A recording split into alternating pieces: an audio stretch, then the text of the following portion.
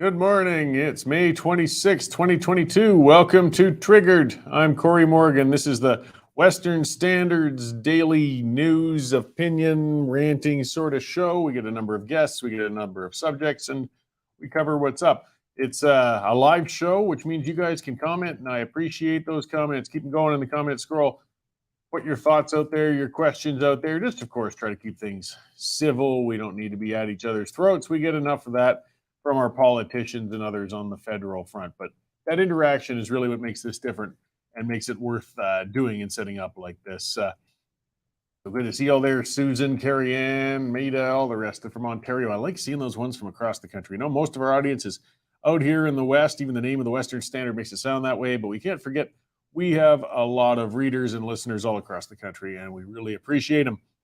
So let's go into today's observances. We got to make sure we don't miss anything that's important. Apparently, it's World Dracula Day. So even if you're outside of Romania or Transylvania area, it is the day that you should recognize Dracula, admire him, put in your fake teeth, bite somebody relatively safely, I would hope. It's also World Redhead Day. So speaking, it's kind of related. I mean, those poor gingers have no souls, nor does Dracula, but all the same, they're people too, and they need recognition. And today is the day you recognize redheads, so offer them that ginger a good supportive hug or something for their status out here, and maybe give them some sunscreen or something. Okay, so I've got a couple of good guests as always on today. This one's interesting. I got John Molberg. He's the leader of the new Buffalo Party of Alberta. Turns out that party actually achieved registration back in February, which is quite a task. In Alberta, it's not easy to get a provincial party registered. So we have yet another one, and Alberta has a whole whack of them. We've got a lot of alternative parties on the right, and now here's yet another one. We'll talk to Mr. Molberg about why they feel there's the need for another party and what they plan on doing with it. Then I'm going to talk to Professor Michael Geist. People might be familiar with him. He's the Canada Research Chair in Internet and E-commerce Law at the University of Ottawa, and he's always been very outspoken. His area of specialty, of course, as it says, is internet law, and he's worried about free speech. He's worried about bills C11 and C18, how those can impact online streaming, how it can impact online discussion of issues, things such as that, because it's constantly under threat, and this government's going after it. He's been speaking to government committees on these things, and he'll come on and speak with us a little bit about that fairly soon here. So let's see what we will get on to first, though. We should get on to what I'm going to get on about today. And it is something that's been in the news a lot lately. So many of the most influential people on earth have been in Davos this week for the annual meeting of the World Economic Forum, known as the WEF. Many people roll their eyes at the very mention of the WEF and dismiss any critique of the organization's actions as being conspiracy theories. But it's not hard to see why the WEF is the subject of many conspiracy theories. I mean, when you research the organization, they sound like something out of a spy novel. I mean, the group was founded by Klaus Schwab back in 1971 with an agenda to influence world policies, world economic policies in particular. Powerful business leaders and political figures would come out to attend the annual meetings in Switzerland, and in the pre-internet days, the agenda of those meetings wasn't really known by many, so it was really open to a lot of speculation. I mean, hell, Schwab even looks a little bit like a James Bond villain, and with a Swiss mountain lair, what else would people assume? He's this secretive man off in the mountains there talking to influential people. The thing is, nothing with the WES is actually secret. Their agenda and guest list are as public as can be. Videos of speakers and their participation are easy to find all over the internet. I mean, just because the organization is transparent, though, it doesn't mean it isn't dangerous. The WEF influences political and public figures, particularly the weak ones. Prime Minister Justin Trudeau is a prime example. Trudeau's not exactly what one would label as a cerebral type of leader. He relies on a cult of personality and photo opportunities to maintain his electoral popularity rather than trying to develop any deep sort of policies. Trudeau's also driven by vanity, so he was rather tickled when he delivered a keynote address to the WEF in Davos in 2018. When he can follow a script, he can do quite well. That's what drama teachers do. Trudeau then consumed the WEF policies on the Great Reset, though, and regurgitated them in later interviews. Now, the Great Reset, like many other things related to the WEF, is often brushed off as being some sort of conspiracy theory as well. It's right there in the open like the other things on the WEF website for all to read, though. It's an odious plan to take advantage of world disasters such as pandemics in order to implement massive economic changes. Those changes invariably involve centralizing government and imposing socialism. The Great Reset wants to use disasters to implement policies that people would never vote for in a democracy. If the Great Reset was just a notion on a website, we could ignore it. But when we hear political leaders parroting it, as Justin Trudeau did, we have to start taking it seriously. And the WEF uses climate change as a potential disaster to justify extreme policies as well. I mean, despite the world being in the midst of an energy crisis causing economic distress to billions, the World Economic Forum is solidly maintaining its stance on pushing for a transition from hydrocarbon fuel sources. In a speech to the gathering this year, just last week, Norwegian finance CEO Kirsten Brathen says energy transition will create energy shortages and inflationary pressures, but this pain is worth it. Yeah, that's what she said. And the WEF and its adherents know their policies are going to cause human misery. But in their ideological bubbles, they feel it's worthwhile. It's a worthwhile price to pay. Of course, the elites themselves who were in Davos won't feel any of that pain. Indeed, many of them have actually prospered during the pandemic. It served them well. A posting on the WEF website showed a picture of empty roads during pandemic lockdowns and stated emissions fell during lockdowns. Let's keep it that way. Never mind the misery and economic damage of the pandemic. The WEF feels that pain is worth it, and they want to maintain it. And again, this agenda is no secret. It's hiding right in the open. Folks often attribute way more power to the WEF than it actually wields as well, though. I mean, sure, they want to influence and control as many leaders as possible. They make no bones about that. It doesn't mean they're succeeding in every case, though, so we got to be careful there. Many people have attended WEF gatherings in Davos and have dismissed their agenda. Their minds aren't controlled through sitting through a week of presentations and shoulder rubbing with other elites. We see people labeling every politician they don't like as being some sort of patsy for the WEF. Hell, I've even been accused of it by some occasionally on social media, even though I've never even been to Switzerland. I hope to get there someday, not necessarily to a WEF function, though. The WEF does have influence, though, and many people in positions of power share the WEF agenda. The agenda right now will exacerbate the world energy crisis, and it's ignoring the building and pending world food crisis. As economies crumble and people starve, political instability will follow. And this is just the sort of environment the WEF wants to see in order to foster the policies they can't sell democratically. It's a sick agenda, and it will come with immeasurable human cost. If we allow it to happen, we can't pretend we didn't see it coming. The WEF has been saying it over and over again already. They want the world to freeze in the dark. Can't say I didn't warn you guys. Okay. Enough of that stuff on there. Let's get on to the news here with Melanie Risden in the newsroom and see what else is making you say, hey, Mel, I see you're wearing the Flames colors today. Yes, I have not worn this jersey in a long time. So my thoughts are they had better win. Yes, well, it's looking a little, look like maybe a bit of a tight match tonight, but people are hoping maybe they wake up and can pull it off. Hey, stranger things have happened in playoff time. Well, yeah, for sure. I mean, it was a tight battle in 2004, right? I mean, we didn't make it all the way, but there was some kind of edge of your seat. We came back and, kind of as the underdog in many cases. So I think I'm gonna say that we can do it. Well, the province will be tuned in for the Battle of Alberta. I see a couple of our commenters in a row there, Cheryl and Claudette, saying "Go Oilers, go!" So the province is divided, but I think for the most part it's friendly. We've got enough vitriolic division to feed us all. Some friendly sports rivalry is good for all of us, I think. So yes. We'll watch that with interest tonight. So what else is making the news today? Well, and in speaking of the Flames, the red lot tickets that they're not selling them, but they are sort of making them available for people to secure. Red lot tickets sold out, were basically distributed this morning in seconds. They go out for people to go down to the Stampede grounds and sort of revel outside watching the game on a big screen.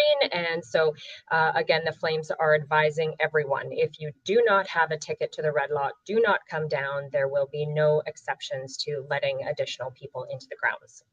So we've got a couple of updates on the website right now with regard to the horrible, terrible shooting that transpired in Texas on Tuesday, killing 19 students and 2 teachers. We have a couple of updates today. A little bit more information has come in on a timeline, how things played out, and there has been a lot of questions surrounding how long it took officers to not only apprehend the shooter, but to actually get into the school. Apparently, a lot of witnesses on scene were screaming and yelling for the officers to enter and do what they could. So that is part of the ongoing investigation that is happening. It has come out as well that the shooter has no known criminal activity, no known mental issues. So that as well is part of the investigation. Another story we have of one of the grade 4 students that did survive, thankfully found cover under a table, and the table had a tablecloth. So he and 4 of his friends were sort of concealed under this area. And we have a story on some of his recollection and recount of some of the terrifying things that happened in that classroom as it was sort of taken over by the gunman. So that's on the website now. And we do have other stories that are coming very quickly here. Our reporter out of Ottawa, Matthew Horwood, is working on a story on Pfizer profits. From 2021, they had over 81 billion in profit. First quarter profits for 2022 are looking very fruitful for the company. So it sounds as though Pfizer is now saying they are going to sell their drugs, the vaccines, at cost to countries in need. So he'll have that up here shortly. He's also working on a story about how the world is down to 10 weeks supply of wheat at the moment. That's due to supply chain issues for a poor 2021 global harvest, as well as the war that is continuing in Ukraine. And our columnist, Linda Sablodian, is out with a story right now on Human Rights Watchdog that says children are being spied on in our schools when it comes to some of the educational software and platforms that are being approved and used within countries, including Canada. Apparently, CBC Kids website has been accused of harvesting children's internet activity with things such as location data and other personal details that could be used to put children at risk. So Linda will have that story coming up here fairly quickly. Our BC reporter, Reed, is working on a story. He's looking into a pile of manure that was dumped in front of BC Premier John Horgan's constituency office yesterday. So that's a bit of a stinky pile there. He's also looking into and is going to do a bit of a breakdown on the $800 million museum renovation that is happening in BC. And Jonathan Yanov found guilty for assaulting a former rebel journalist. So he's going to have more details on that. And our Edmonton reporter, Rachel Emmanuel, she will be hitting a noon presser today, and it looks like the legislature is likely going to be wrapping up its agenda heading into the warmer months. So we'll hear from her fairly soon. Great. Well, lots on the go and lots coming. I guess, some light stories and some terrible stories, but we cover them all, and that's what's to be done. Well, I appreciate the update. I'll let you get back into that newsroom. I know Dave had to step out today, so I appreciate your filling his large shoes today for the news check-in and in the newsroom to keep that stuff coming up there, Mel. And I'll talk to you later. Always my pleasure. Great, thanks. So that's Melanie Risden, one of our main news people. A lot of those stories, when you go to the westernstandard.news, you see will be from Mel, and there is a lot up there. And this is the time of the show when I do remind you guys, get on there and take out a subscription. Hey, this is how we can do this. This is how we can pay our bills. This is how we can stay independent. When I talk in a little while with my second guest, Mr. Geist, we're going to illustrate a lot of the threat to independent media and the way the government is trying to shut down and control it. And the best way we can stay free of that, of course, is to stay subsidy free, which we always will, and to stay beholden to the viewers and listeners. And the way we do that is through memberships. So, hey, guys, those who have already taken out a membership and a subscription, thank you very much. And if you haven't already, get on there. For $99 a year, It's a great deal. You can go month by month for $10 a month as well. I mean, people think, I'm not used to paying for these things. I know, but this is how we can do this. It's a service we're providing. You know, we're not asking for charity. We will give you something for your $10. And with every subscriber, it helps us build our budget and we can get more reporters on the ground and just keep going. And it's been fantastic so far. So again, westernstandard.news/membership. All right, well, before we get to the guests, let's look at a couple more news stories. I mean, something I want to talk about briefly was I sat through the French debates for the Conservative Party of Canada last night. It was in Laval, Quebec. And boy, it was really repugnant to behold. It was. I mean, these debates all the way along have been sort of up and down. You know, the first one was at the Canada Strong and Free Conference, and it was all right, but, you know, very vitriolic between Poilievre and Charest. The second one was just kind of bizarre with strange sound effects and paddles and things. So this one was well moderated. I'll give it that. But the lineup, I mean, there was really only 3 people participating because the French was too weak for Aitchison and Lewis and Baber to really participate terribly much. They read from prepared statements. They knew certain subjects, so they would read that. But when it came to the back and forth, they didn't take part. And that left it to Brown, Patrick Brown, and Pierre Poilievre and Jean Charest. But what we saw was just a barrage of attacks from Brown on Poilievre. That was his whole thing. Any question, whether related or not, he would turn it into an attack on Poilievre. And almost always, either directly or through implying, was trying to say Poilievre and his supporters are racists.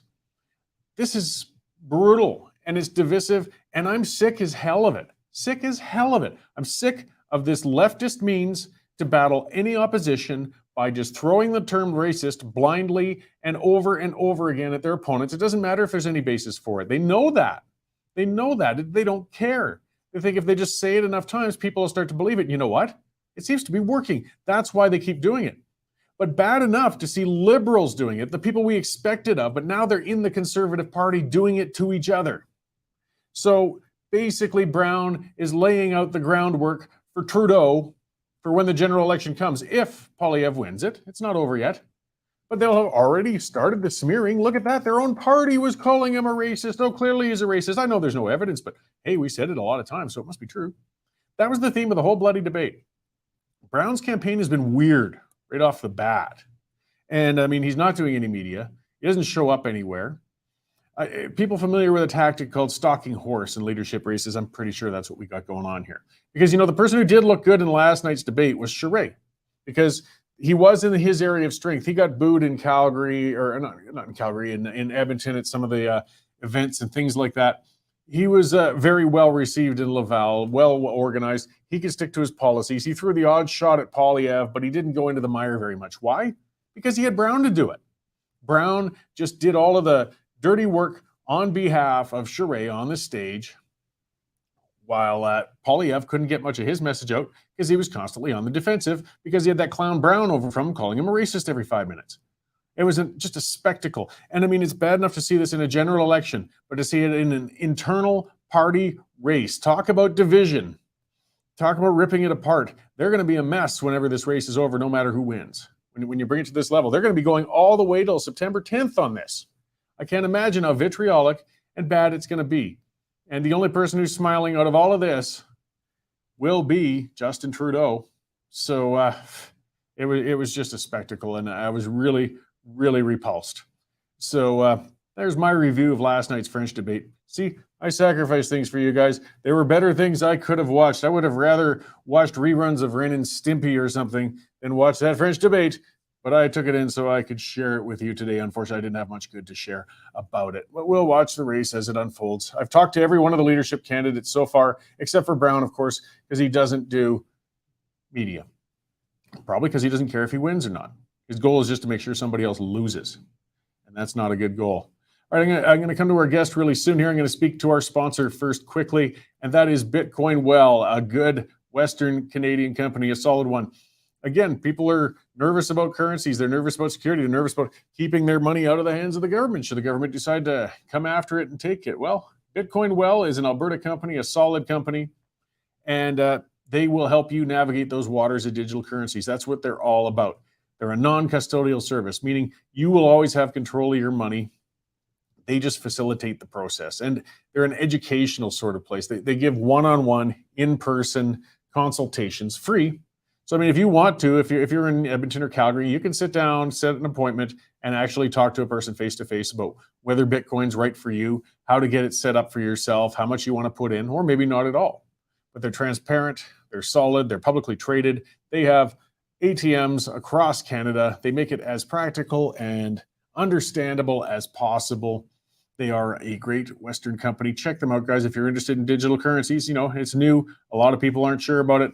Well, go to bitcoinwell.com, see what they're all about, and see if it's for you so you can take control of your money. All right, as I said earlier, we've got a new political party on the provincial scene, and that is the Buffalo Party of Alberta, and their leader is John Molberg. As I said, they kind of slipped under the radar. I only found out a couple of weeks ago that, holy cow, they've been registered actually for a couple of months now. So a quiet organization, but here they are. They are registered, and that's quite a bar to reach. So it's not to be dismissed. So let's bring John in and talk about what this is about. Hey, John, how you doing? Hey, Cory, doing well. Thank you.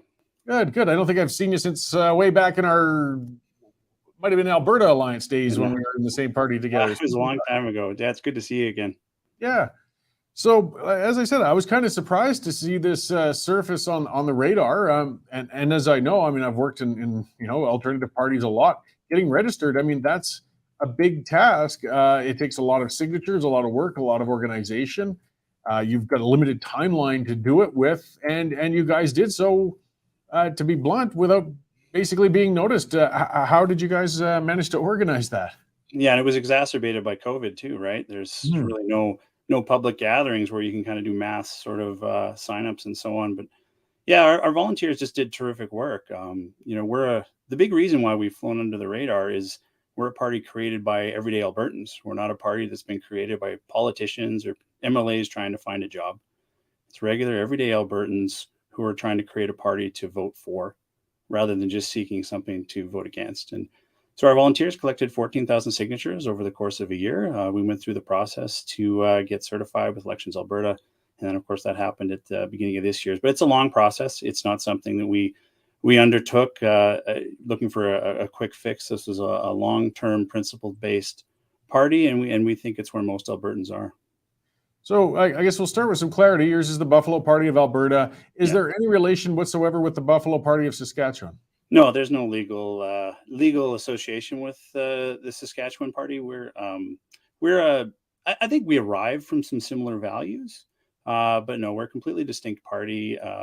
We are a party that believes in less governance. Less is more. Government doesn't generally do a great job of the things that they stick their fingers into, and we feel that they could probably do better if they do less.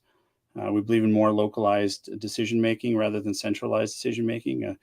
For me personally, I've always wondered why people who spend their entire year, their careers in business, their life in their communities, they run for elected office, and then they're given no authority. Right? Our sitting MLAs have really no authority in our parliamentary system. It all goes up to the leader, and we believe in more distributed control, whether that's at the government level or whether that's at the public servant level.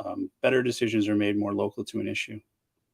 So there's a number of, I guess you could say, right of center type provincial parties that are registered that are on the block there. There's most of them are independence leaning, it seems, but there's the Independence Party. There's another one. What is it? Alberta Agenda Party or something like that. It's kind of getting to be a bit of a crowded field over there.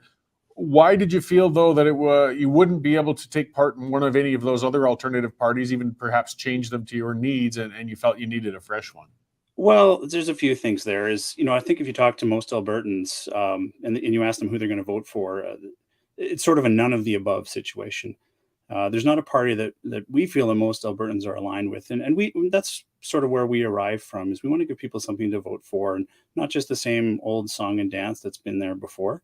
Again, we're created by regular Albertans who care about Alberta, who care about not just the traditional values of Alberta, but a lot of the new Albertans, new immigrants to Canada. People come here for a reason, and they want to be aligned with something that is true to their values as well. And we feel that there's sort of a new union there between new Canadians who believe in sort of less governments, more more focus on family, more focus on localized decision making. It's been a bit of a sideshow in Alberta with respect to all the political parties.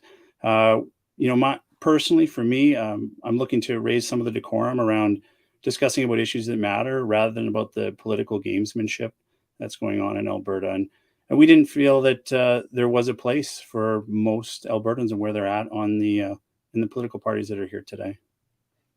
So at some point or another, though, you're going to have to get out there and be noticed. Well, and you're trying now. You're doing media and you're getting out. You've still got a mountain of work ahead of you if you're looking to stand out from the pack and the crowd. Is there an event being planned, I guess, in the future, some sort of policy convention, general meeting, that sort of thing for other people to get involved? Because I've looked on your site, and there's a lot of broad statements, as you said, but I mean, eventually you do have to have the battles to try and come up with some more specific policies and sort of fill out what you are. Yeah, so in the beginning, we focused on building principles, right? And so those principles are built right into the fabric of the party. So it's not like a leader can just come with a pen and change what the party stands for. So right off the bat, we wanted to build a party that could stand the test of time. We are planning on doing our first inaugural annual general meeting. It'll be later this year, likely this fall. For now, we're just focused on building up our local constituency associations, memberships, donations. You can find us at buffalopartyab.ca and see some of the things that we stand for. But it's really about focusing on the core principles first. If you don't know what you stand for, it's really hard to assess where you want to land on certain issues. And so we wanted to build a broad consensus amongst Albertans and our membership about what it is that we stand for, and stick to that and use those rules and use those tests when it comes time to do candidate selection, policy development. And those principles have to be enforced, and they have to stand for something. So you have some broad principles when it comes to provincial autonomy, but you make it quite clear that the party has no interest in actual full-out secession or independence or anything of that sort. Correct. We're not a separatist party. Albertans have federalist parties to vote for, they have socialist parties to vote for, and they have separatist parties to vote for. And we feel that most Albertans are not in any of those camps. We care about Alberta. We care about being Canadian as well. I'm a proud Canadian, at the end of the day, and I think we all are. Separatism is a club that we've seen other parts of Confederation use to their advantage, and I know where the heart is for those people who believe that that's the only way. I'm frustrated too. We're all frustrated, and it's been a hard most of the last decade for Alberta. But it's not a weapon that we're going to use. We feel that collaboration works better, whether it's with the federal government or with provincial employees, government agencies, and so on, or even with other political parties. So I got a commenter, Gary Burnett, because there's other movements that have been taking off a lot, which aren't necessarily political parties, but they're definitely very political in nature. And he was asking what your take is on the Alberta Prosperity Project. They've been doing a lot of organizing lately. Has there been communications with them or any similar, I guess, policy fronts? No, not to my knowledge personally. Everybody cares, right? We're all in this to make a difference. And I think there's an opportunity to work with different groups. We want to share ideas. We don't have we don't own all the ideas, right? We're happy to share ideas. We're happy to work with other groups to put forth policy ideas. I mean, that's what our policy convention is going to be about this fall and our annual general meeting. We need to develop this in concert with other Albertans. Whether you're a sitting MLA, whether you're involved with other political parties, you're doing this because you care. And, I'm never going to sit here and sort of bash someone who puts their life's work into those type of institutions. But you need to have a leadership, and you need to have foundational principles that value contribution, that value diversity, value acceptance, and ultimately value the self-reliance of the individual, which is something we feel is missing in the governments of the day, frankly. Yeah, so kind of getting back a little, I'm not asking you to shoot, but another commenter asking, so what is differentiating the Buffalo Party from, for example, the Alberta Advantage Party then? Because it is kind of a small shell of a party in that sense. There's a lot of room for broad interpretation of where their policies are. So what distinguishes you? Well, I can't sit here and tell you what other parties are standing for and necessarily where we contrast. I can tell you what we stand for, right? We care about the rule of law. We care about ethically being represented by our MLAs. We care about universal healthcare and access to education. and looking for opportunities to improve upon that. We do care about diversity and acceptance for all, just a nonstop right there, like completely. We believe in family as a foundational building block of society, and that's where cultural values come from. And as I also mentioned, fiscal prudence, local decision making, and economic freedom. You know, if you look at most of the problems that are occurring in the world, is economic growth is often a solution for all of them, and that should be the foundational function of government. First is security and safety of its people, followed by economic development and prosperity. Right. So, I mean, as I said, I was involved in a lot of parties in the past. And one of our hardest times we always had as an alternative party was whenever the provincial party went into a leadership race, because suddenly all eyes focus there. Everybody says, oh, we don't need all that work on a new party. We can fix it with candidate A, B, or C, or whichever it may be. And it just makes it exceedingly difficult to organize and get people on board. So it's beyond your control, but it's a challenge you're going to have to face. So what sort of have you got events planned this summer and things that to grab that attention and bring people's eyes to you during this period when there's so much else going on the larger front? Yeah, like I said, we're going to be building local constituency associations. We're going to be having policy conventions. We're going to be doing public events. This is a bottom-up movement from Albertans. It's not just about stealing the spotlight and stealing the cameras. We're not going to be distracted by what's going on with the Jason Kenney party right now. They're going to do what they're going to do. But this is for Albertans who are just saying, none of the above. There's got to be something different. And we propose that we're it. Okay. And Jackie Burden, a commenter, just asking, what about oil and gas from Alberta? It is the center of our economy. It's our biggest thing. Where does the party stand, I guess, on further development of it, protecting it? Are you looking towards transitions as the federal front is looking to do, things such as that? So we don't have specific policies yet. Again, I don't hold the pen here. Ultimately, this is a member-driven party and member-driven policy. So, and I go that's a bit of a cop-out. So, what I will say is economic development is important. Economic exploitation of our resources is important. We believe in full support of the oil and gas industry in Alberta.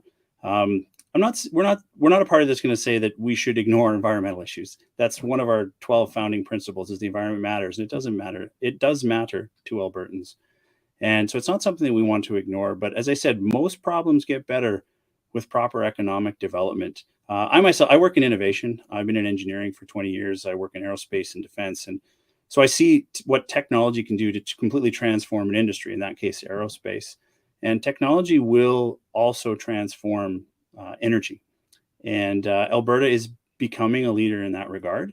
And so rather than just looking at oil and gas, we're a believer in the development of energy products and export to the world. Great. Well, I appreciate your coming on and your effort. I know it's a tough road you're taking and a long one. We'll see how it develops over time, and perhaps we'll talk again down the road. Just a reminder to everybody then, where can people who are interested find more information about you and whether they want to get involved or send ideas? Yeah, buffalopartyab.ca. Again, we're working towards building local constituency associations. We're looking for members. We have different tiers of membership for people who want to participate at different levels. And ultimately, again, we are a member-driven party. Your opinions matter, and we would care to hear from you. Great. Well, thanks, John. Good to see you again, and good luck going ahead. We'll see how it all develops there. Yeah, let's do this again sometime. Thanks, Cory. Great. So that was John Molberg, the new leader of the Alberta Buffalo Party, and that's a new party on the scene. As I said, it's a crowded field, and they've got their work cut out, but, well, that's the democratic way. You keep bringing them out, and if they've got some merit, they'll take off, and if they don't, they won't. I won't argue with those things. I mean, I'm somebody who went and beat my head on the wall starting a new party and then getting involved with new parties in the past too, and they can have influence, and eventually sometimes they can morph into the party of power, or sometimes they can fall apart. We'll see how it develops. But I mean, as I said, I was pretty impressed though with them managing to get registered. It can't be understated how actually challenging and difficult that is. It's not a minor thing. Anybody who thinks that the petition and getting 10,000, 14,000 signatures on a petition is easy is somebody who's never actually petitioned for anything before. It's not like an online petition. You can't just get somebody's clicking on a button and putting a signature in. You need a physical signature proving who that person is, what constituency they live in, and not everybody is willing to sign on those. Even if they're supportive, they're worried about sharing information. It's a lot of work. So we'll see if they got the get up and go to get registered. Well, then they might be going forward and doing some more. We'll see. And we're certainly happy to speak to more people out there making initiatives like that. All right, let's go through some news items and see what else we got going out there. Yes, this is getting back to a common thing we're seeing in committee on the federal front. And that's, actually, I'm just going to clarify one of these things. Sorry. So I see a commenter. I like the comments. I like responding to them. So believe in Jesus. I'm suspecting that's an anonymous name, but all the same. So didn't Michelle Rempel start this party? Now she supports Patrick Brown. No, that was the Buffalo Project. And there's where there's areas of confusion, though. One that's worth mentioning, which was a federal initiative that Michelle Rempel was a part of. Michelle's been strange lately. I'm not sure what she's up to, but she has hitched her wagon to Patrick Brown, and she did put out a ridiculous screen snap of a stupid email set up again back to the Patrick Brown campaign policy of trying to smear Poilievre as a racist. But either way, that's not related to the Buffalo Party, to my knowledge whatsoever. That's a separate initiative. We got a lot of Buffalo things out there. And then, yes, so yeah, there's Nico also saying, yeah, Rempel's attached to the Buffalo Project. So different altogether. So yeah, we're still getting the fallout, like I said, in committee. You know, committee is where the federal government sneaks a lot of things through. When I get my next guest and we start talking about their efforts on internet control and things such as that with Michael Geist, that's part of it. He's been talking to committees because that's where these bills are going through. The media doesn't watch them closely enough sometimes, but there's a lot of gems and we really see where the government is. And the government's been using cabinet confidentiality constantly, just shutting things down. They are afraid of scrutiny. This government has run terribly federally, and the Afghanistan debacle of last year, when the ambassador fled Afghanistan like a coward in a part-empty plane while leaving a lot of Canadian allies and citizens behind when everything was hitting the fan. Well, we're looking back to see just what the heck happened there. But now the Kabul files are secret. Liberal MPs invoked national security in this case, said, no, we can't talk about this anymore because it involves national security. Yeah, because the ambassador, like a coward, got on a half-empty military plane with his staffers and took off, fled the coup, left people behind. These are the people we pay to represent us. These are the people we put in those countries. You know, I don't expect them to go down with the ship if things got dangerously and die on the posting. But there's a reason these guys make high six-figure incomes. It's not supposed to be an easy job. And if you're going to be stationed somewhere like Afghanistan, there's a degree of risk. So at least sticking around to make sure you save as many people as possible when there's a mass exodus. Not to mention, what was your ear to the ground as an ambassador when it seems Canada was one of the only countries in the world that didn't know that the Taliban was moving in and it was going to hit the fan, somehow got caught with their pants down. So, you know, we got to investigate these, what went wrong. But now we can't find out because they've shut down the committee and says, no, it has to do with national security. We can't talk about it. So they're covering their asses is basically the bottom line. And they'll be concealing the reports. And they adjourned the committee hearings without a vote on the motion now. You know, where there's a motion to try and get documents and find out what happened. So basically, yeah, as a, you know, we need, this is the Liberal case thing. We just need to take the government officials at their word. Oh, really? You know, come on, guys. This is a government very prone to lying. Our public safety minister, how many lies was he caught in? I mean, 11 lies alone from that minister just on whether or not the police wanted the Emergencies Act invoked. He lied about arsonists. And these Liberal MPs are telling us we're supposed to take the government's and their officials' words when it comes to something like the gross abandonment of Canadian allies and individuals in Afghanistan. No, we shouldn't be doing that at all. We should be digging in there. We should be finding out what's going on. And yeah, Conservative member of Parliament Michael Chong was critical, but again, there's not much you can do. When the government has that power, when the government has, even with a minority, if they got the NDP backing them up and they dominate those committees, there is no accountability. There's no digging in. They'll just shut it down. They'll use things like security or cabinet confidentiality and shut down debate on it. Here's another story. This was something I've seen some mockery on social media about it. And that's that federally subsidized report complained that media are subject to online abuse from Canadian social media users and convoy sympathizers. And authors stop short of endorsing federal censorship of Twitter and Facebook. Well, they're laying the groundwork. And, they're holding this event on Parliament Hill, a place where so many journalists have been exposed to trauma and harassment, said this Associate Director, Alan Thompson of Carleton University. And let's see, Thompson is also a Toronto Star reporter, the Red Star. And he joined it with CBC staff in publishing this garbage that they put out. And I mean, he says, even before the pandemic, media workers were already encountering a rise in harassment, confrontation, and online abuse. Guess what, guys? There's mean people on the internet. I hate to break that to you. I hate to throw that out to you. I know. I'm shattering some illusions. I'm being cruel. I might even hurt your feelings. I'm sorry. Actually, I'm not. I'm with any media, mainstream media, legacy media, alternative media. You should see some of the stuff I get in my inbox. You should see some of the tweets I get sent my way. I choose that. I choose to immerse myself in that public social media world and to get on here. And you know what I can do? If it's really beyond the pale, and I do it a lot, some people argue with it, fine, they don't have to agree with me, but I block. I block like hell. Every social media platform gives you the ability to block somebody. This person's being abusive on Twitter, I block them. I don't care. I don't have time for them. I don't debate with them. If I want to debate with them, I'll debate with them then. But I'm not going to have my feelings hurt and whine and piss and moan, because that's what this report's about, on the mental health, being, and well-being and trauma among Canadian media workers. That's the terms these guys are using. What kind of pussies have we got in our mainstream media? Guys, buck up. I mean, there's differences if you're talking harassment in the street, and I did see a bit of that. I did see that at protests. They are not well received. Nobody should be physically assaulting a reporter, no matter how much you don't like them. You shouldn't get into their face too terribly much, even if you despise them. They're doing their job, leave them be. They're not doing it well, for the most part. They're going to be putting out biased crap for the most part. We know that. But assaulting them or pressuring them on the streets isn't called for. All the same, that's not what most of these guys are talking about. They're talking about online abuse. Oh, you poor darlings, get over it. Get over it.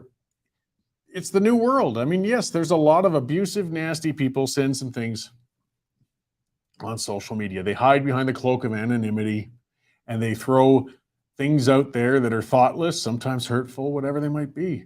Again, freedom comes with responsibilities, and it comes with hearing and seeing things you don't want to hear and see.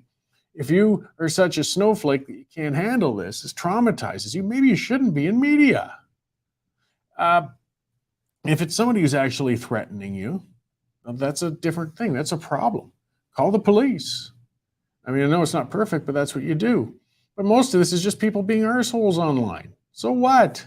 So what? Jerks will always exist. And they will be more than happy to share their jerkiness, but you don't actually have to listen to it. So yes, 50% of Canadian media workers reported being harassed or threatened on social media. See, it's always social media they're talking about. They're not even talking about stuff on the street. So what? Get over it. Block. Don't take part. There's a lot of them just don't take part in Twitter whatsoever. That's if you can't handle it. But no, this is where we're going. And why? Because this all segues into trying to control the internet. That's what this is about. That's what it always keeps coming down to. That's what I'm going to be talking to Michael Geist about. These guys are laying the groundwork for it. These committees, these commissions, it's just like with the Liberal commissions too, constantly talking about ways to increase tax your primary residence. You see, this is the way the government does things. They constantly commission these kinds of studies and reports, and then they'll deny they want to do it. But they're building the ground, the foundation for what they want to do. And that's why they give the money to this crap. But they're moving along with it, all those poor darlings. Dave Seglin's a CBC radio host and co-leader of the research project, said hurtful media criticism is growing. There's a rise of social media trolling, political polarization, anger directed at the so-called fake news. Well, you guys actually, CBC, you retracted a whole lot of stuff, so there's no so-called about it. You put out a lot of fake news. Growing hate and harassment that's been targeting mainstream media online and in the field. Again, there's two things you can do with it. You can hit block, not that hard, or just get off social media, do something else. You took a public position. It's the way it goes. But they won't listen to me. They're going to lobby the government. The government will indulge them, guys, the bought and paid media. Let's look at this government. Here's another beauty.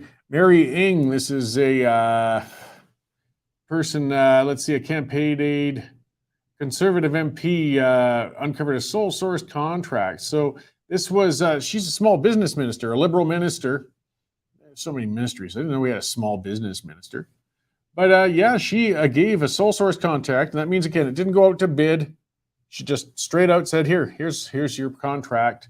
And to a former campaign aide in CBC. Again, it keeps tying back to them, isn't it? CBC pundit. So, hey, give us good press. We'll give you some lucre on the side. Don't worry about that. Plus, help with my campaign and we'll help you out a little later. This is an inbred government. This is a corrupted government. And this is not a minor deal. And as was said by James Bezin, just another installment in the long-running saga of members of the Liberal government making a mockery of both the letter and spirit of ethical laws. It is. And so, I mean, yeah, it was, as some would say, only $16,950 payment to Minister Ng's friend. So I don't care if it's $5. If it's inappropriate, it's not your money. You're giving our money to your friend. It's a political payoff and it stinks. So yeah, we need an investigation. And you know what? $17,000?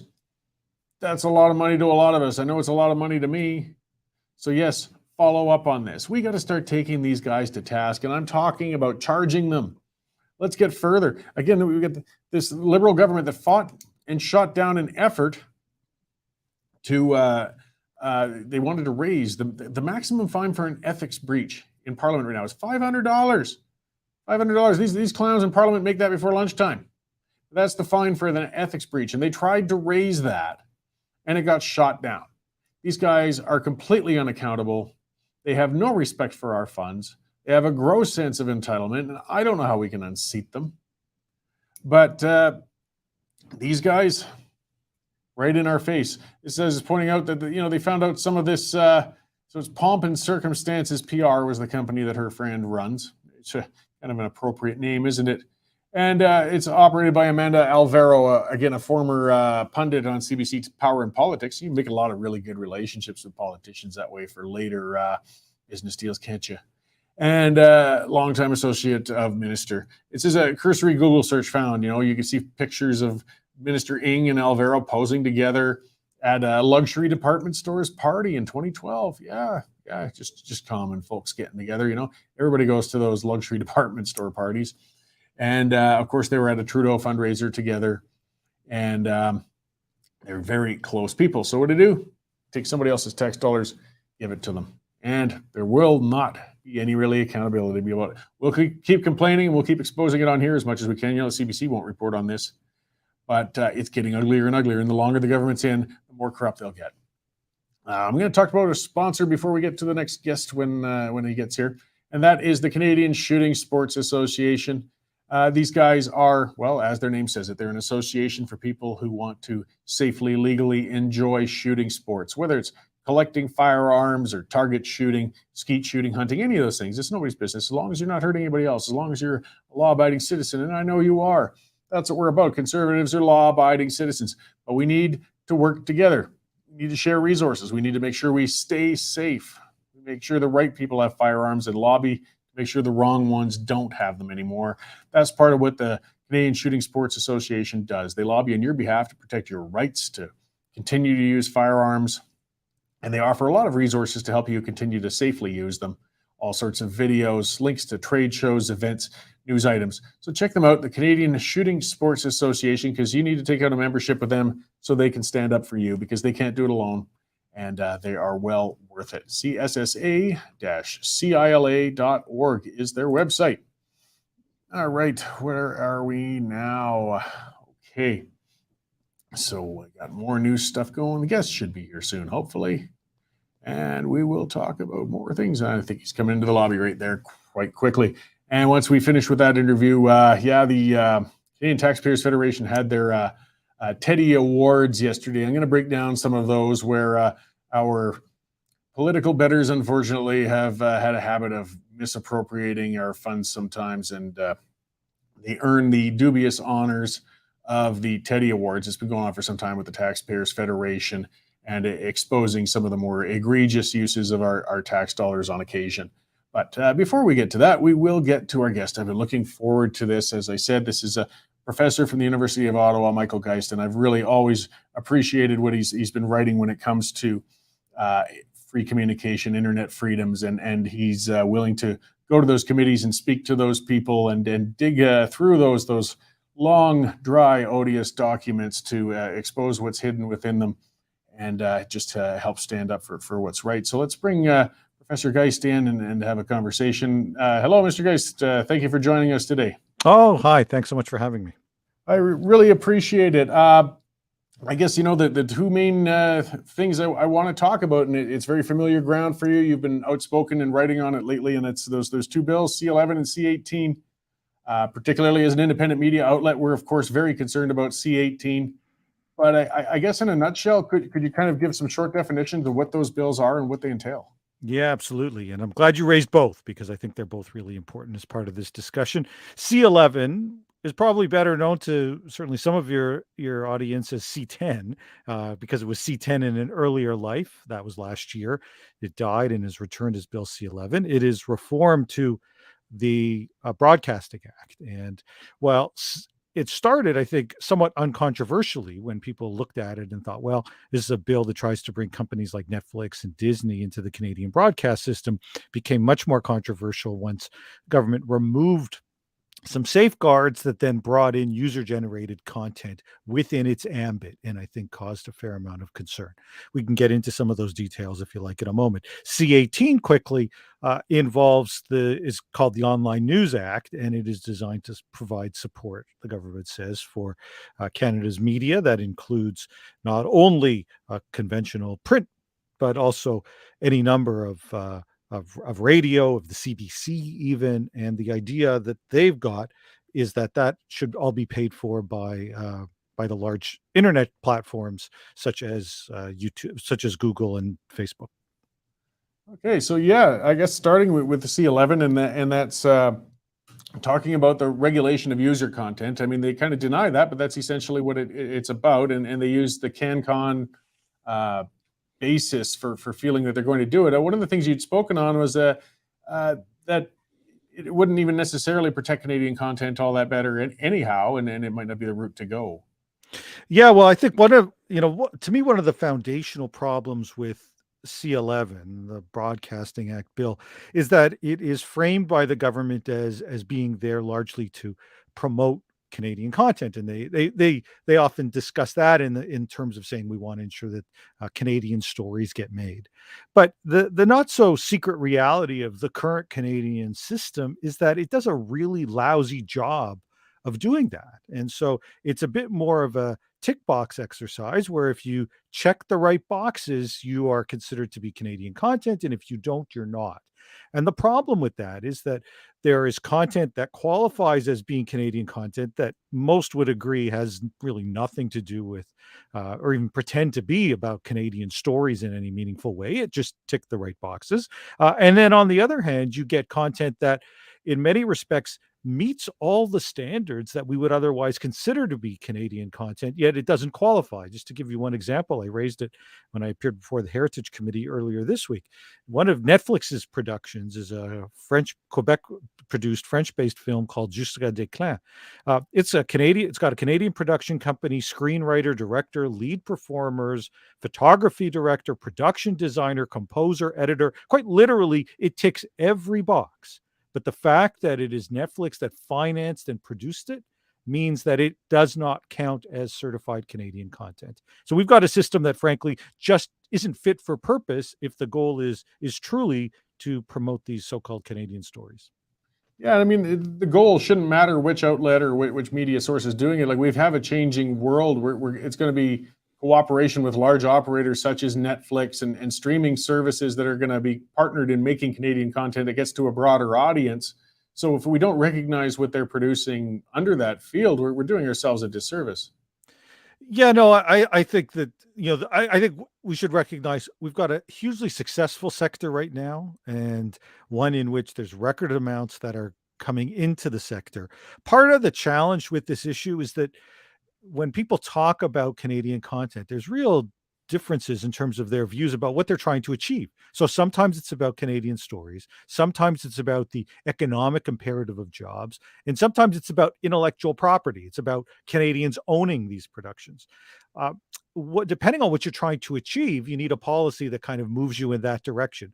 But it's pretty tough to achieve all three, at least simultaneously, and have a coherent policy. And yet that's what we have right now, which I think helps explain a little bit why the policy is so incoherent.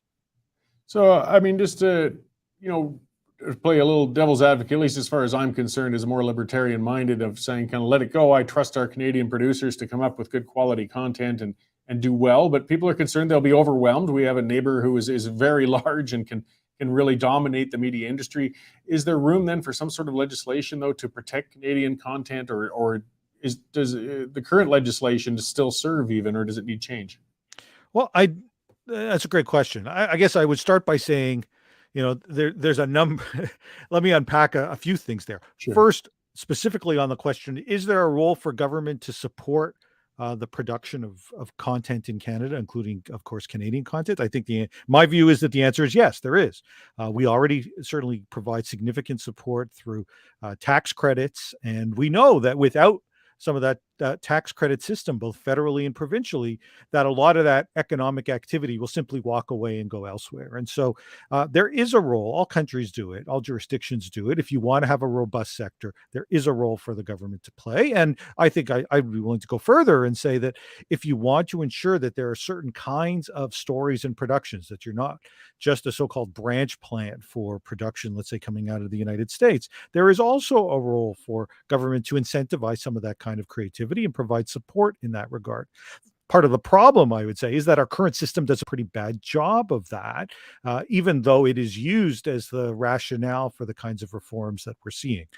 In terms of whether or not we need some of these changes, I think you can make an argument that the large curated streaming services, so the Netflix and Disneys of the world, function in many ways like large broadcasters. And so you could try to make the case that, it makes sense to have some kind of regulations associated with those large curated streaming services in the same way that you would with broadcasters. The problem with this bill is that it goes way, way, way beyond that. It covers all streaming services, covers, frankly, all audiovisual content anywhere in the world, and then leaves it up to the CRTC to decide what gets exempted. And I think that kind of flips the approach we ought to be taking. We could identify, I think, a narrow group of very large influential streaming services and say, you sure look a lot like a broadcaster. We want to bring in some of those same kinds of rules. That's a far cry, though, from what the government has in mind with Bill C-11. Yeah, and I had Peter Menzies on as a guest before. I believe he spoke to the same committee that you did, and he was a former head of the CRTC. I mean, he's not fully opposed to a degree of regulation and mandating in broadcast and in journalism, but he's quite concerned with what he's seeing coming out too. Oh, no doubt. I mean, certainly, Peter and I did appear together, and we raised concerns. Notably, I think on that same day, we had some coming from the digital first creative community. Morgan Fortier, for example, who runs a company called Skyship Entertainment, which is Canada's largest YouTube streamer. Frankly, its numbers would be mind-boggling, even to some of the very well-established Canadian services. We're talking about tens of millions of subscribers, billions of streams, 97% of which occur outside the country. All of their intellectual property and their creativity created here in Canada, yet you don't hear about them. They don't actively use some of the kind of government granting systems that we've seen. And they're concerned about the bill because they're concerned that when the government oversteps into this area, because they're not a Netflix and they're not using those kinds of platforms, they're worried it could have a real negative impact for them. Yeah, well, there's a lot of unique ventures and companies and things that didn't exist 20 years ago that exist today, and it's hard to keep legislation to keep up with what's going to develop. So it's good to hear that concern. So to kind of pivot to C-18 then, that's a little different, and that's getting more towards independent media a lot, and the big providers, Facebook, Google, and others. It's basically looking for a setup. I kind of see it as putting the screws to them a little, but paying for access and placement. Can you kind of explain how that's working? Yeah, no, so it's the way it's working, or the way it could end up working, is that you've had some of the very large Canadian media organizations, Post Media and Torstar, I suppose, most notably, arguing that they would like to see companies like Google and Facebook pay them for sort of the references to their news articles that exist on their sites. And I think that for some people, if what we were talking about was some of these platforms taking full copies of their articles and posting them on those sites and then perhaps selling ads against it, they would say, you know what, that's something that we think you ought to be compensating for. But that's not what we're talking about, in part because those platforms don't copy full text of these articles. They typically just post links to the underlying services themselves. And so it seems to me that that's, as I say, that's not what we're not even talking about full copying. And the legislation is pretty clear that it goes well beyond the notion of compensation for reproduction of works. It talks about facilitating access to the news or any portion thereof. And so when you're talking about facilitating access to news, you're talking about linking to the news, you're talking about creating an index that might include various news services. So for example, if someone ran a search on Google for tell me Western-based news organizations, and your news organization and a bunch of others showed up, the mere fact that they were on that list under this legislation would be viewed as facilitating access to the news, and would be viewed as something that Google ought to be compensating the underlying companies for, which I must admit I find baffling, because they're actually driving traffic to these underlying sites. And yet the position is that somehow it's Google that benefits, let's say, from the inclusion of this information in their index. And thus they ought to be compensating the underlying news organizations that are linked to. Yeah, I find it kind of bizarre. I mean, for our organization, we are very dependent on that. If we aren't listed in Google and Facebook and some of those, we can't get our message to the broader audience very easily at all. I mean, we have newsletters, we do everything we can. If anything, and I'm not proposing that, we should almost be paying them a little bit for how much they promote us outside of that. When we bring traffic in, we bring subscribers, we make our money on the advertising after that. So it's just sort of absurd. But the thing is, this will stack things, if they got what they wanted, sort of more heavily for those the heavyweights out there, as you said, Torstar, Post Media, and the little independent outlets like ourselves could end up finding ourselves on the outside looking in, and that's very troubling for us, and I think for people in general. I think the independents find themselves in a very, very difficult position. The government has tried to make the case that no, this is not going to hurt the independents, that they will have the opportunity to benefit from the negotiations in the same way that the large players would. But left unsaid is that there are, and I think you've hinted at it here, there are many independents that recognize that, if anything, the value proposition is one where they're the beneficiaries of this. And those free referrals are worth quite a bit. And we know that, of course, because media organizations pay to advertise on these services all the time to drive links. They literally are paying for those links in many circumstances, and suddenly now they're saying, no, you should be paying us for those links.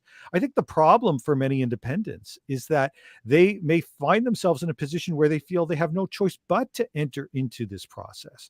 That if your competitors are doing it, then suddenly you say, well, how can I compete if I've created a digital only news service in a local community, and I've got this, literally the CBC is my primary competitor, already potentially supported by tax dollars, suddenly now gaining additional support by participating in a process where they're getting money from Google and Facebook. Can I really afford to stay on the sidelines and and put myself in a less competitive position over time? It puts us at a disadvantage. Wasn't there a battle similar to this in Australia in the past? It was sort of Facebook versus Australia. And how did that all finish out, actually? I think somebody backed off somewhere. It was. And the government will tell you that they're using the Australian example as their model. And the Australian approach did involve Facebook for a brief period of time, saying they were simply going to remove news links from their service altogether. That the reality for them is that news on their platform just is a relatively trivial part of the overall content world on a Facebook platform. And so if they're facing a world in which they're required to pay for that compensation for links, I think that these companies look at this a little bit as an existential threat, because they say, listen, what makes news so special that if I have to pay for links for news, why don't I have to pay for links for a myriad of other content that people happen to post on my site? They might come and say, hey, I want to get paid for that too. And so they did take a strong position and say that they weren't going to include news. They backed off under a clearly enormous political pressure. Though we need to understand, of course, that the Australian market is pretty different than the Canadian market, not the least of which is that in some ways it was largely a battle by Rupert Murdoch on the one side and Facebook, Google on the other. And, as the home cooking, so to speak, for Murdoch as an Australian-based media organization, no surprise what the outcome was. We don't have quite the same kind of media environment in Canada, though. Yeah, so I guess kind of in wrapping up, it looks like these bills, though, are sort of getting rammed through. You wrote recently the government moved to end debate and kind of ramrodded it through the next step in the legislative process. Is there much chance, do you think, of having these bills amended or perhaps scrapped, or does it look like they're pretty much a done deal?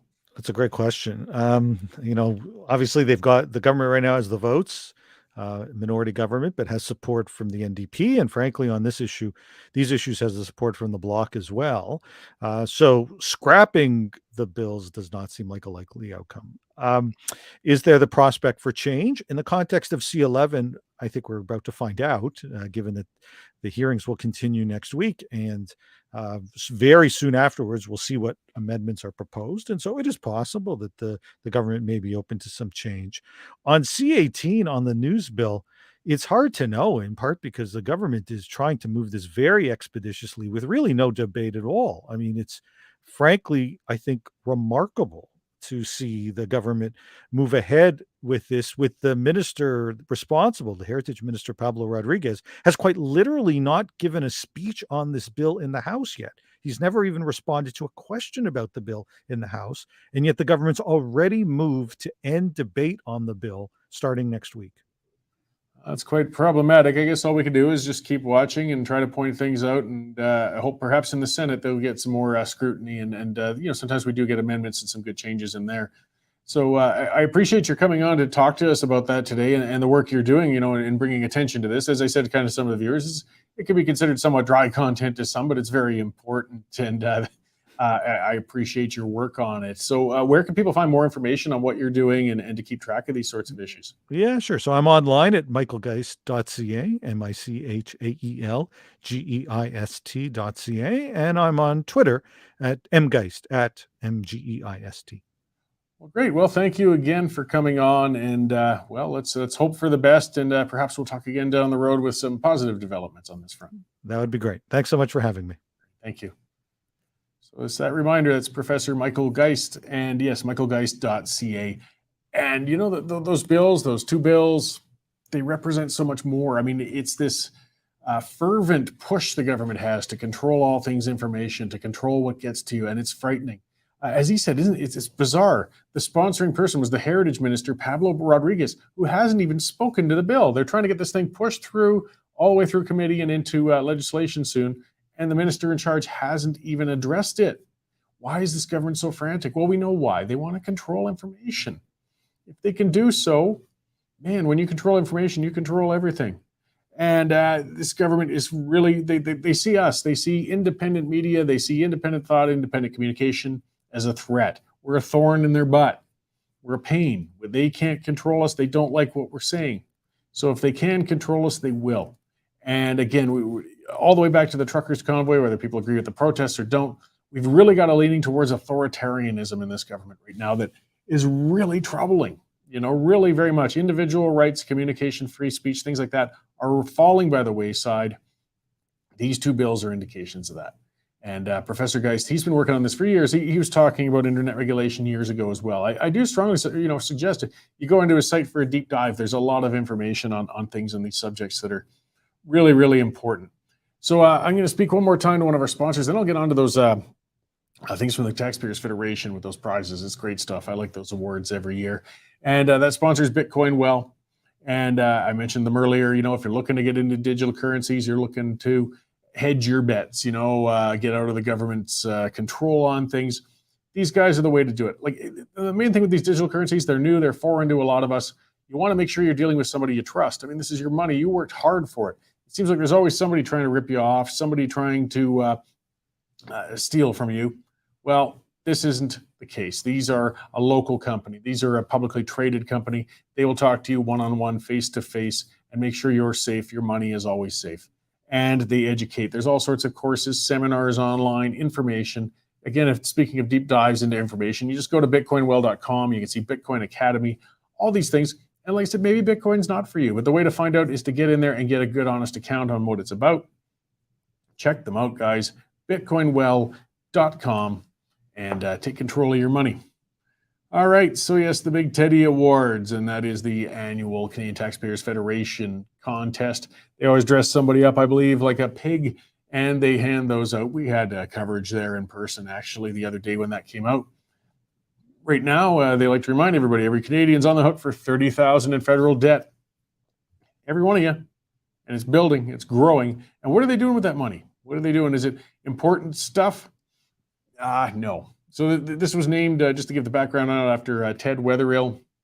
He was $155,000 a year appointed to the Canadian Labor Relations Board, and he was fired after billing almost $150,000 in expenses over an 8-year period, including a $733 on a lunch for two in Paris.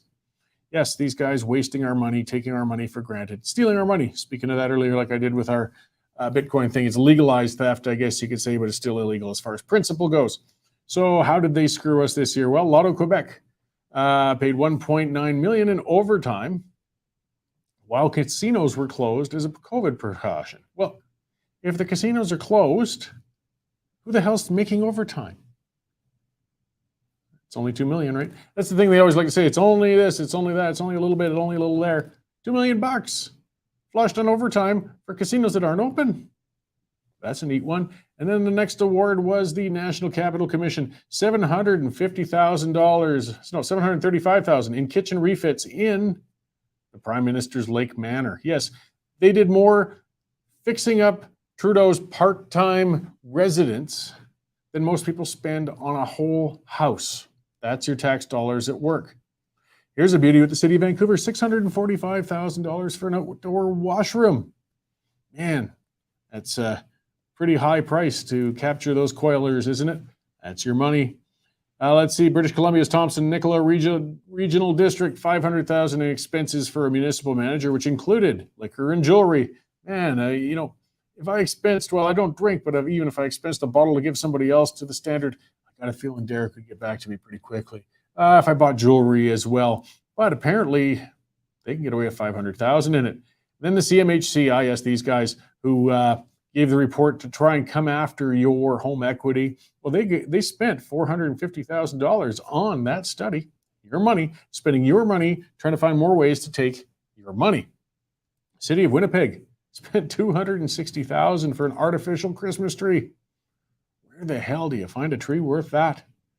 And here's a good one. Newfoundland and Labrador Tourism, $136,000 on replica Victorian sofas. But I mean, come on.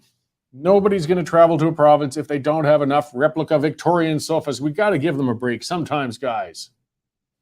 Either way, I do like how the Taxpayers Federation does offer those awards, and there are always many, many contenders well deserving of that shameful thing.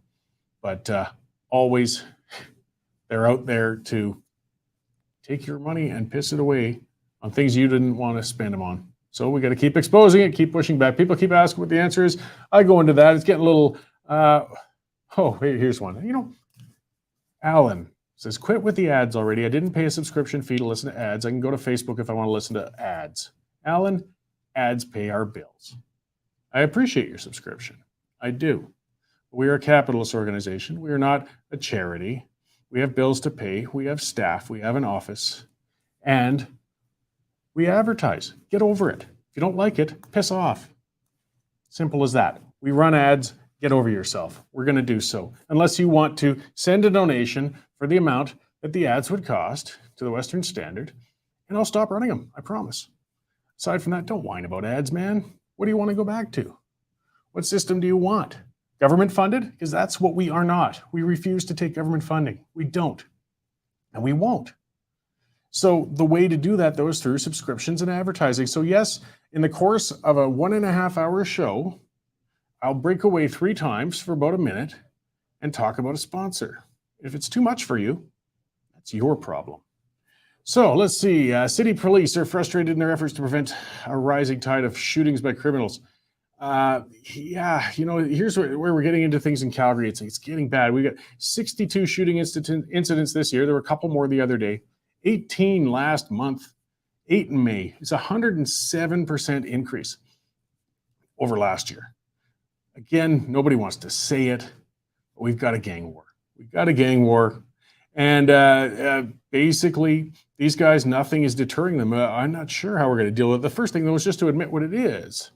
And, I know you don't want to start dividing the city. You don't want to start spreading fear. But you've got to address it for what it is. And one of the quotes in that story is, they think they're better to be caught with a gun by police than be without a gun and come across one of their rivals. And that's where it shows it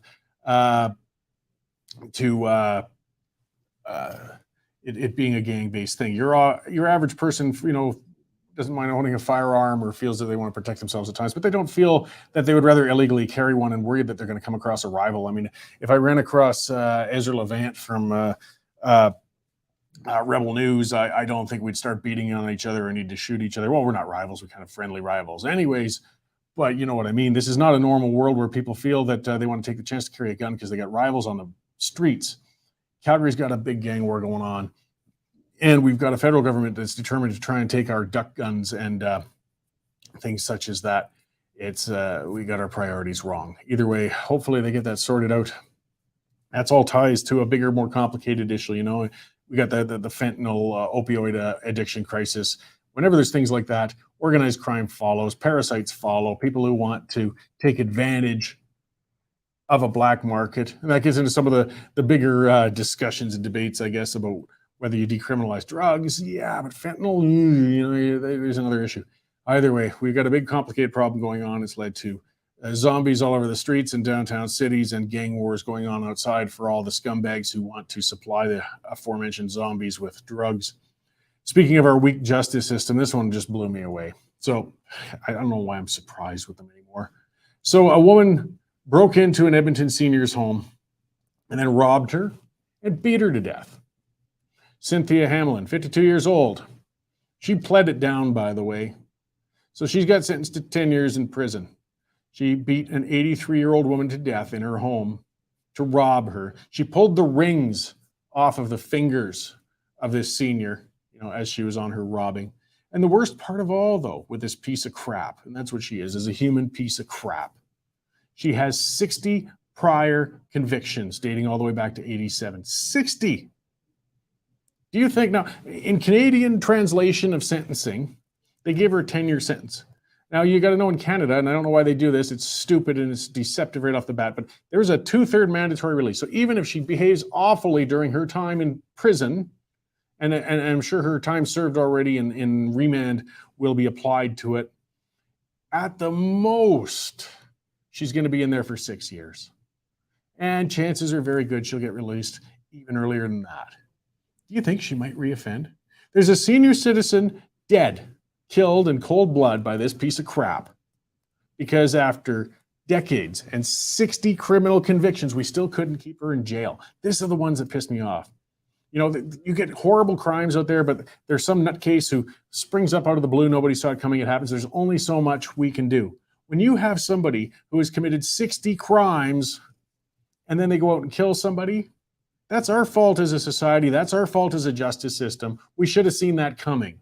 What on earth does it take? And then even after all that, this woman who was murdered in cold blood with the rings pulled off the fingers of her body, she's going to be out in 6, maybe 7 years. She'll kill someone else. She's not going to be reformed. Lock them up for life. Put them away for good. This is an embarrassment. Look at the loss of lives. I wrote a column on that, the other week. It took off well, but because we had 3 Alberta women, mothers, murdered in the last year, all by repeat offenders. Every one of them. Repeat offenders. People we had in jail before, we let them out and they killed women. Now we got a woman here killing women, but it's 60 criminal convictions, and they gave her 10 years, which she won't serve most of. Now, speaking of quote-unquote women, Jessica Yaniv, yes, I think Dave mentioned that, or not Dave, I should say, Melanie, was found guilty of assault. People might remember that's the transgender, goes by Jonathan or Jessica. She's out on the West Coast. I believe it was Kian Bexty who she assaulted, so she was found guilty. That's a different. There's one of the areas I have difficulty in the trans issues. I mean, Yaniv's a nut. The trans part with her is incidental. That just it makes it a little different. But the reality is that Yaniv's a con artist, a violent person, and very disturbed. I'm just glad that she was found guilty, at least of that. And we'll see if they've done anything to try and prevent her from getting violent with others in the future. Let's see. We got more stuff going on in Canada. Jordan Peterson, most of, I think, the viewers and watchers here are familiar with him. He's a Canadian psychologist, author. A lot of people really respect him. He's a clear-speaking guy. He's had his ups and downs. He's known around the world, but it looks like he's doing a speech tour. And he's going to be in Kitchener, Ontario. Well, the NDP MPP, which is like an MLA in Ontario, says they should be banned. They're calling out the city of Kitchener for daring to let him speak. They're saying there's no room for hate in Kitchener. Getting back to that constant labeling of everything as racist. She says, Mr. Peterson's racist and transphobic worldview are not welcome here. Oh, kiss my ass. He's not a racist. He's not transphobic. Read his stuff, you twit. It's tiresome, but they shut down the speech and they succeed. And he spoke at the center in the square on Wednesday. The world didn't end. There were some protesters whining. So what? But yeah, they said he preaches Nazi and white supremacist ideology, but he hasn't. Never once. We should start charging some of these nuts with slander. We really should. And libel, defamation. Prove it. Show where he wrote, where he preached anything Nazi, anything white supremacist. And he says he supports racist and transphobic child abuse. We should start charging people when they say things like that about other people's character without a basis. And Peterson is as public as it gets. I mean, he's all over Twitter. He's all over YouTube. He's all over TV. If he said these things, it sure wouldn't be hard to find it, would it? You should be able to pull them out. And if you can't, you should be standing in a court of law for a lawyer representing Peterson who's going to say, you know what? That's enough. You're going to pay him this amount. No more of this. No more of this. Maybe it's time for some of that to happen in politics too. We see the federal leadership race going on. All right, let's see. Let's get on to tomorrow. We're going to have another good show, of course. And I'm going to have, lots of ranting, lots of opinions, lots of views, lots of news. I'm also going to have a guest, Andrew Ruland. He's been on before. He's been with Integrated Wealth Management, and they got a seminar coming up. Again, it's such a complicated world. Where do you put your money for retirement? How do you save? What do you invest in? Those sorts of things, that sort of talk. We don't have enough of it. And Ruland is, what I like about their organization too is they're a wealth management company like so many others, but they're also unapologetically conservative. Oh, Andrew is one of us, I tell you.